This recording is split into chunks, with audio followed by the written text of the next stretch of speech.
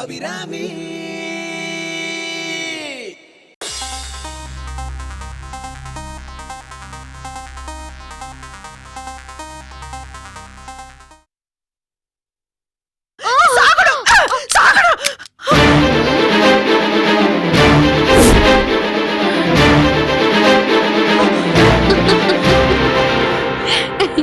சும்மா வெடிக்காது, ஒண்ணு மாதிரிதான், வெத்து துப்பாக்கி.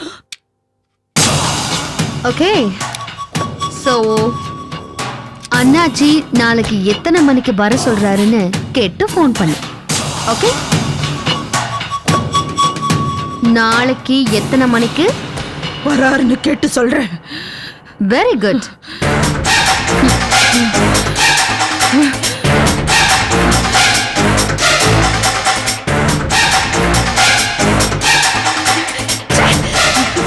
சரண்யா,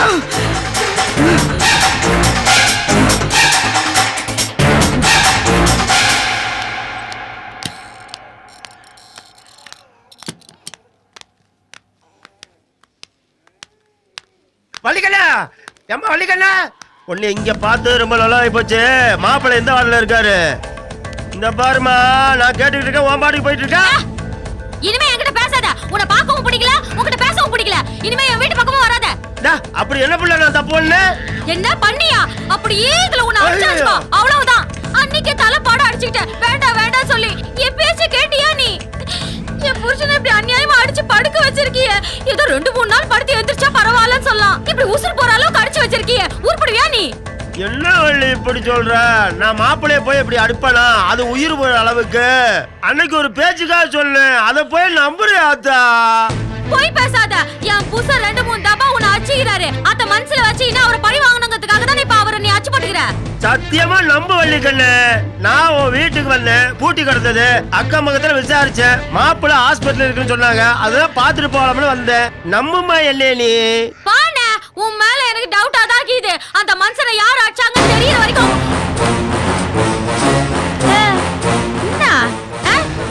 ரெண்டு பேரும் என்ன பேசிட்டு இருந்தீங்க?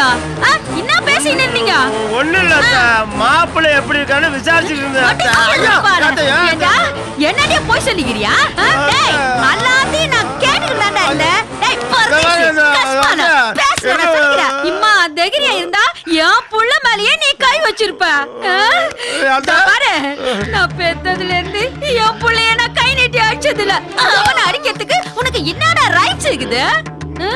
உன் தங்கச்சிய வாழ வைக்கிறேன்னு சொல்லிக்கினே அவ பூவைய போட்டு அழிக்க பாத்தியா?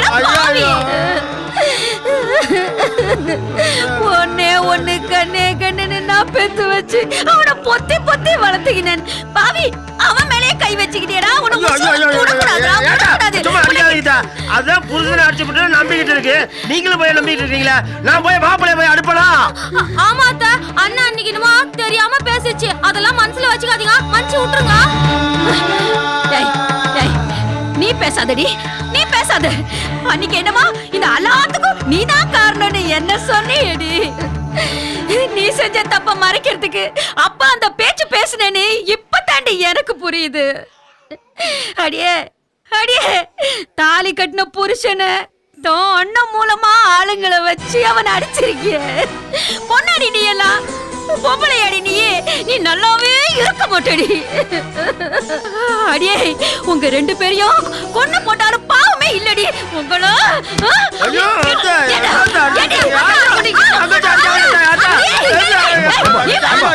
நிறுத்துங்க நிறுத்துங்க நிறுத்துங்க. இது என்ன ஹாஸ்பிட்டல் இல்ல பஸ் ஸ்டாண்டா? இப்படி சண்டை போட்டுட்டு இருக்கீங்க? இங்க இருந்து சண்டையெல்லாம் போடக்கூடாது. என்ன, போங்க அந்த பக்கம் போங்க.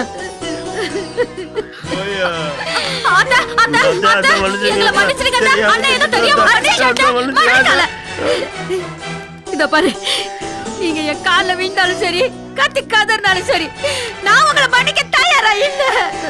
அடியே அடியே, உங்க 2 பேருக்கும் எங்களுக்கும் எந்த சொந்தமும் இல்ல, பந்தமும் இல்ல. போடி. இத பாரு, என் வீட்டு பக்கம் யாரும் தலை வச்சு படுக்க கூடாது.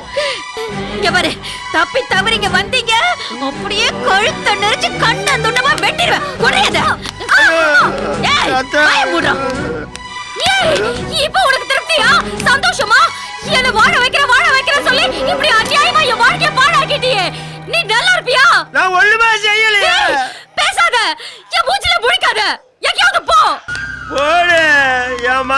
நான் பார்க்காம போக மாட்டேன் யாரு அடிச்சாலும். இவ்வளவு நேரம் நீங்க பேசுனது உங்களோட கற்பனையா இல்ல கனவா? தேவராஜ், என்ன பேசுற நீ? என் கதையை சொல்றதுக்கு தான் உன்னை நான் வர சொன்னேனா? ஏன் எனக்கு வேலை இல்லைன்னு நினைச்சிட்டியா? கோச்சிக்காதீங்க. கிழக்குல உதிக்கிற சூரியன் மேற்குல உதிக்குதுன்னு சொன்னா கூட ஏதோ இயற்கையில கோளாறு இருக்குன்னு நம்புவேன். ஆனா சரண்யா சமாதானம் பேச வந்ததா சொன்னா நான் எப்படி நம்புறது? சரண்யா வந்தாலோ இல்லையோங்கிறது உன்னோட டவுட். அவ தப்பான எண்ணத்தோட வந்திருப்பாங்கிறது என்னோட டவுட். அவ ஏதோ ஒரு பிளானோட தான் இந்த வீட்டுக்குள்ள வந்திருக்கா தேவராஜ். என் பிள்ளைய கொன்ன மாதிரி எங்க அவரை கொன்னுடுவாளோன்னு எனக்கு பயமா இருக்கு தேவராஜ். இத பாருங்க, நீங்க இப்படி பேசுறது அண்ணாச்சிக்கு தான் அவமானம். அண்ணாச்சி எப்படிப்பட்ட ஆளு, எப்பேற்பட்ட ஆளு. அவரை யாராவது நெருங்குற அளவுக்கு அவர் விட்டுருவாரா? அவர் அசாதாரணமா இருக்கும்போது யாராவது நெருங்குனா நாங்க விட்டுருவோமா? அவரை பாத்துக்கிறது மட்டும் உன்னோட வேலை இல்ல. சரண்யா பாதுகாப்பு இல்லாம வரும்போது அவளை போட்டு தள்ளுறதும் உன்னோட வேலை தான். முக்கியமா இத சொல்றதுக்காக தான் உன்னை போன் போட்டு வர சொன்னேன்.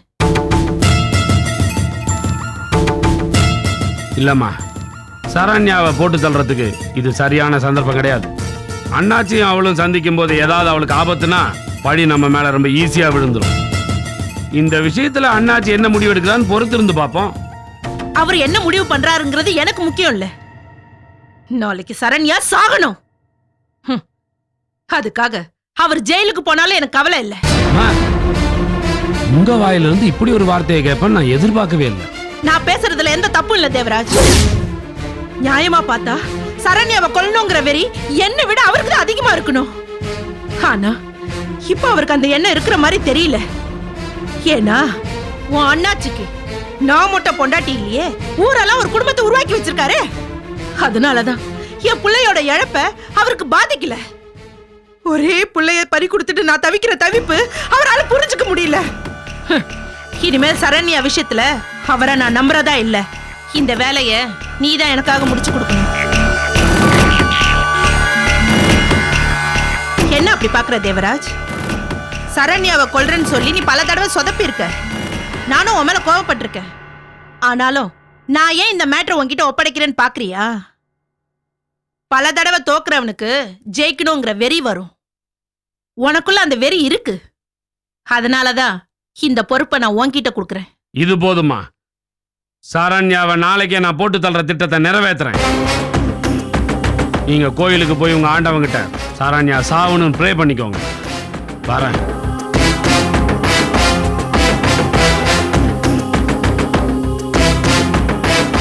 சரண்யா,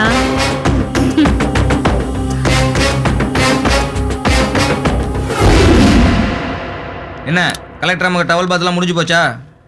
டவலால நல்லா தொடச்சு விட்டுட்டு கூடவே நல்ல ஒரு அலங்காரம் பண்ணிருக்கேன்.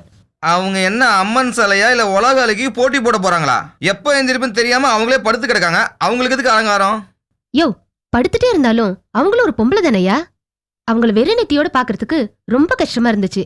அதான் சின்னதா ஒரு பொட்டு வச்சு அலங்காரம் பண்ணிருக்கேன். வந்து பாரு எப்படி இருக்குன்னு. வாயா.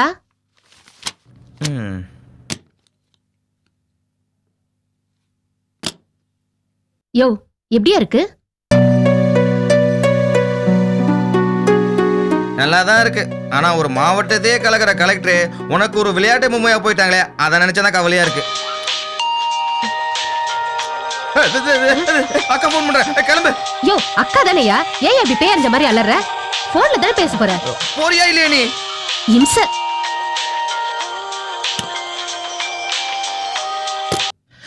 அக்கா சொல்லுக்கா. டே சின்னா, சரண்யாவை போட்டு தள்ளுற அசைன்மெண்ட் யார் மூலமா வீராக்க வந்துச்சுன்னு உனக்கு தெரியுமா? அது அவ்வளோ டீட்டெயிலா தெரியாதுக்கா. யாரோ சென்னையில இருந்து பணம் கொடுத்தாங்கன்னு தெரியும். அவனா திடீர்னு கேக்குற? சரண்யா மாதிரி வேஷம் போடுறதுனால அவளோட பணம், பதவி, அதிகாரம் இதை மட்டும் நான் அனுபவிக்கல. அவ உயிருக்கு இருக்கிற பிரச்சனையை கூட நான் தான் அனுபவிச்சுட்டு இருக்கேன். அக்கா என்னக்கா சொல்ற நீ? கோயிலுக்கு போயிருந்தப்போ என்ன சாரி சரண்யாவை போட்டு தள்ளுறதுக்கு 4-5 பேர் வந்திருந்தாங்க. அக்கா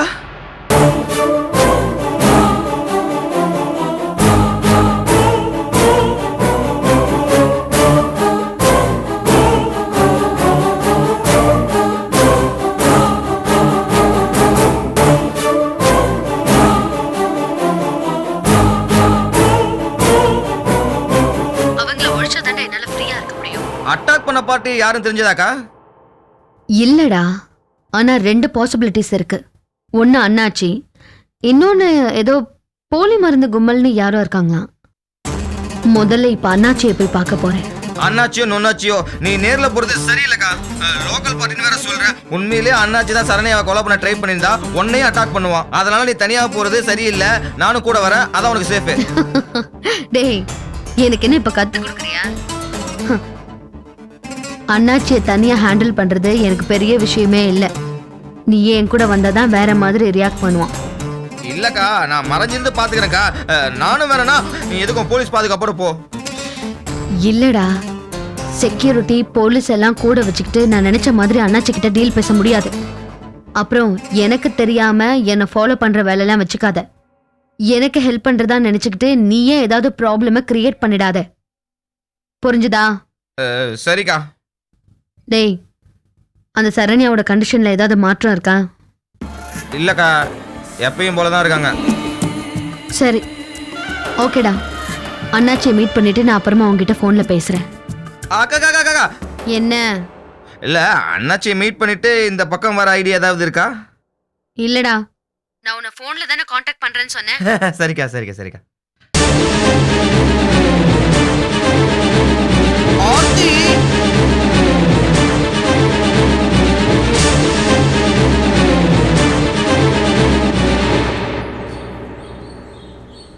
எங்க போனா? இங்க தானே வர சொன்னா, இன்னும் காணுமே. சந்தியா, நான் சந்தோஷமா இருக்கிறது உனக்கு பொறுக்கவே பொறுக்காதா? இப்ப எதுக்கடா இங்க வந்த? நீ இங்க ரெகுலரா வருவேன்னு தெரியும் சந்தியா, அதான் உன்னை பார்த்து பேசலான்னு வந்தேன். நம்ம பேச வேண்டியதெல்லாம் லாஸ்ட் டைமே பேசி முடிச்சாச்சு. இனிமே நீ என்னன்னு பேசுறதுக்கு எதுவுமே கிடையாது. It's all over. உன் மனசு இன்னும் மாறவே இல்லையா சந்தியா? யோசிக்கிறதுக்கு உனக்கு டைம் கொடுக்கணும் தான் இத்தனை நாளா உன்னை பார்க்காம இருந்தேன். லவ்வர்ஸ்குள்ள ஏற்படுற இடைவெளி அவங்க நெருக்கத்தை அதிகப்படுத்துன்னு சொல்லுவாங்க. நானும் அந்த நம்பிக்கையில தான் இருந்தேன். இந்த இடைவெளியில பிரச்சனை எங்க இருக்கு, அதை எப்படி சரி செய்யலான்னு நீ பொறுமையா யோசிச்சிருப்ப. இந்நேரம் நல்ல முடிவுக்கு வந்திருப்பேன்னு நினைச்சேன். நல்ல முடிவுக்கு தானே வந்திருக்கேன், ஆனா அது உனக்கு ஃபேவரா இருக்காது. நீ என்ன சொல்ற சந்தியா? நாம 2 பேரும் சேர்ந்து உங்க அம்மாவே ஆசைப்படுறாங்க, அது உனக்கு தெரியுமா? என் அம்மா என்னடா, என் அப்பாவே இதுக்கு ஆசைப்பட்டாலும் சரி, இனிமே நான் உன்னை ஏத்துக்கிறதா இல்ல. என் அப்பா சொல்ற மாப்பிள்ளையை தான் நான் கல்யாணம் பண்ணிக்க போறேன். கண்டிப்பா உனக்கும் பத்திரிக்கை அனுப்புவேன். சந்தியா, நீ இப்படி பேசுறது கொஞ்சம் கூட நியாயமே இல்ல சந்தியா. நான் சொல்றது கொஞ்சம் பொறுமையா கேளு. கைய விடுறா. ஒரு நிமிஷம் நான் சொல்றத கேளு சந்தியா. இப்ப கைய விடுறியா இல்லையா? ப்ளீஸ் சந்தியா.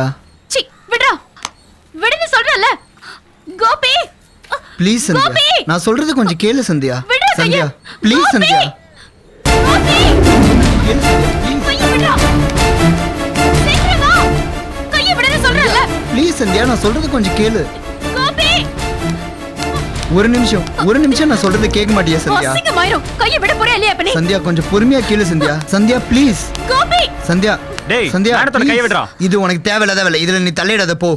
சந்தியா, இதை நாம 2 பேரும் பேசிக்க வேண்டிய விஷயம். இவனை எதுக்கு கூப்பிடுறா? நான் எதையும் கேட்க தயாரா இல்ல. கோபி, சந்தியா ப்ளீஸ். டேய், சந்தியா, அதான் நான் சொல்றேன் சொல்றது அவன். கொஞ்சம் அப்புறம் கேளு என்ன? சந்தியா. கையேறா. சந்தியா ப்ளீஸ் சந்தியா. டேய். நீ யாரா இதை சொல்றதுக்கு?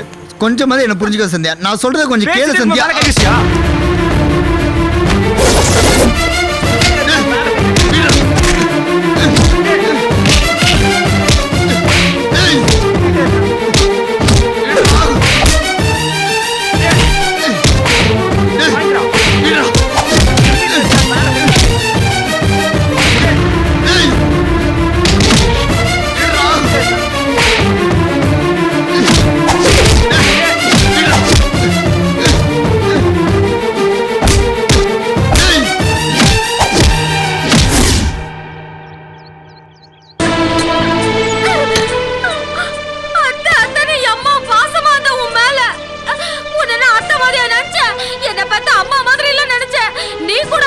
நான் பெத்த பொண்ணுன்னு அம்மா பாசமா என் மேல இருந்த. இப்பதான் தெரியுது உன் வெளி விஷயம் என்னன்னு. நீ பெத்த பொண்ணா இருந்தா இப்படி அநியாயமா என்ன வாழ வெட்டி இன்னொரு வீட்டுக்கு அனுப்புவியா? நீ எல்லாம் ஒரு மனுஷியே கிடையாது. என்ன வள்ளி, வேலு தம்பி எப்படிமா இருக்கு? டாக்டர் என்ன சொன்னாரு? இப்ப கொஞ்சம் பரவாயில்லக்கா. 1 வாரம் கழிச்சு தான் வீட்டுக்கு அனுப்புவாங்களாம். முழுசா குணமாகணும்னா 1 மாசம் ஆகுமா. என்னமோ போ, உங்க 2 பேருக்குமே நேரம் சரியில்லை இப்போ. சரி, நான் தம்பி அப்பால வந்து பாக்குறேன்னு சொல்லேன. ஆ, ஆமா என்ன இது பையில எல்லாத்தையும் வாரிக்கின்னு எங்க கிளம்பிட்ட? ஆஸ்பத்திரியிலே குடியிருக்கலான்னு போறியா? இல்லக்கா, நான் எங்க அண்ணாத்த வீட்டுக்கே போறேன். திரும்ப நான் இங்க வருவேனா வரமாட்டேன்னா எனக்கு தெரியவே தெரியாது. ஏண்டி உனக்கு உங்க வீட்டுக்காருக்கு என்ன பிரச்சனையா? எனக்கு என் பூசனுக்கும் ஒரு பிரச்சனை இல்லக்கா. எல்லாம் இந்த மாமியார் காரியால தான் வந்து அதான் ஏடா கூடமா இல்லாத விஷயத்த ஊதி பேசாகினே கிடக்குது. வேற ஒண்ணும் இல்லக்கா, இந்த அபிராமிக்கு எவ்வளவு செலவு பண்ணுறாங்க, அது என்னால தாங்க முடியல. நேரம் எங்க அண்ணாத்த ஏன்டா போய் புலம்புன, அது சும்மா இருக்க கூடாதா? உன் பூசா வெளியில போறதுனால தானே போய் உதவிலாம் பண்றான், அது கைய கால வச்சு ஒரு மாசம் படுக்க வைக்கிற அப்படின்னு சொல்லிச்சு. அந்த நேரமா பார்த்து இது எங்கேயோ போய் கைய கால வச்சுன்னு வந்துச்சு. அண்ணாத்தக்காரன் தான் அஷ்டா சொல்லிட்டு என் மாமியார் என்ன கத்தி என்ன வீட்டை விட்டு வெளில போடின்னு சொல்லிச்சு. இப்ப நீயே சொல்லுக்கா, இந்த மேட்டர்ல என் மேல என்ன தப்புக்குது? அபிராமி அபிராமின்னு சொல்லி அவங்க பைத்தியம் பிச்சு பின்னாடியே சுத்தி நிற்பாங்களா? அது தப்பு இல்லையா? நானும் என் அண்ணாத்தையும் ஏன் சுத்துறீங்கன்னு கேட்டது மட்டும் பெரிய தப்பா பூச்சான். இருக்கட்டும், என் அண்ணாத்த கைய உடப்பேன் காலை உடப்பேன் அப்படின்னு சொன்னது தப்புதான். ஏதோ தங்கச்சி மேல இருக்கிற பாசத்துல அது பைத்தியம் மாதிரி வளரிச்சு. அதுக்காக வீட்டுக்கு வந்த மருமவள வெளியில போன்னு சொல்லாமாக்கா? இந்தடி நீ கேக்குறது சரிதான், உன் பாயிண்ட்டுக்கே நான் வரேன். புள்ள அடிபட்டு கிடக்குறானேன்னு ஒரு ஆதங்கத்துல அக்கா ஏதோ சொல்லிடுச்சு. அத போய் பெருசா எடுத்துக்கிட்டு ஒரு பைய தூக்கிட்டு நீ கிளம்புறியே, இதோண்டி நியாயமா? என்ன என்னக்கா பண்ண சொல்ற? நானும் எவ்வளோ பேசி பாத்துட்டேன். கேள்வி கொக்கு மாதிரி ஒத்த கால நின்னுகுது. விட்டு வெளில போன்னு. உன் மனச தளர விடாத வள்ளிக்கண்ணு. உன் மாமியார் கறி கோவம் குறையிற வரைக்கும் அண்ணாத்த வீட்டுல இரு. வேலு தம்பி ஆஸ்பத்திரில இருந்து குணமாயி வரட்டும், சரோஜாக்கும் கொஞ்சம் கோவம் குறையும், பேசி தீர்த்துக்கலாம். என்ன நான் வர பைத்தியக்காரச்சி மாதிரி எதுவும் பண்ணிட்டு இருக்காத, சரியா?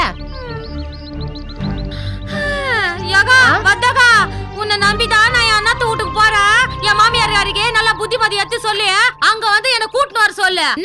அப்பதான் எனக்கும் கௌரதியா இருக்கும். வட்டா? சரி சரி சொல்ற வள்ளிக்கண்ணு. தரித்திரம் புடிச்ச சரியனே, மறுபடியும் ஏன் நீங்க வந்து நிக்கிற? அவ்வளவு ரோஷக்காரி மாதிரி வீட்டு விட்டு வெளியில போனல, அப்படியே எங்கேயாவது போய் தொலைய வேண்டியதானே? திரும்ப திரும்ப இங்கேயே வந்து ஏன் என் உயிரை வாங்குற? இந்நேரத்துக்கு வீட்டு வாசல்ல நின்னு ஆயுத நிக்கிற. உன்ன மாதிரி மூதேவில என் வீட்டுல சேர்த்ததுனால தான் இன்னைக்கு நான் வாழ வெட்டியா நடு ரோட்ல நிக்கிறேன். உன்னையும் அண்ணியும் உட்கார வச்சு சோறு போட்ட நன்றி கூட இல்லாம இப்படி அநியாயமா என் குடும்பத்தையே கழிச்சிட்டீங்களே. இனிமேலும் கலைக்கிறதுக்கு இங்க என்னடி இருக்குது? இவ்வளவு சொல்லியும் சொரணியே இல்லாம ஏன்டி இன்னும் இங்கே நிக்கிற? மறுவாதியா ஓடி போயிடு, இல்ல கழுத்தை நசுக்கி நானே கொண்டு போட்டுருவேன்.